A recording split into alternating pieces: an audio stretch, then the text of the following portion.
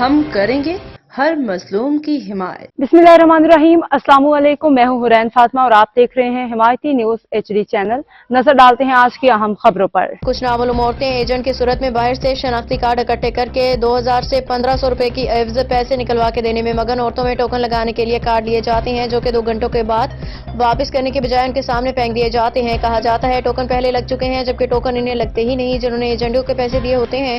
गरीब और मुस्तहिक औरतों की इधर कोई सुनवाई नहीं हो रही। शाम तक बैठ के शाम को मायूसी के जाना पड़ता है। दूसरी जानिब बात की जाए बेनजीर इनकम सपोर्ट प्रोग्राम के अमला की, तो वहां पे मौजूद assistant director Benazir income support programme Jafar Hussain मजबूर और बेबस खवातीन को धक्के मारता है, लोगों के साथ बदतमीजी से पेश आता है। अवाम का इंतजामिया DC सरगोदा से गुजारिश है कि करप्ट अमला को तब्दील करके नया अमला नाफिज किया जाए। अब तक के लिए इतना ही। मजीद खबरों और अपडेट्स के लिए देखते रहें हिमायती न्यूज HD चैनल।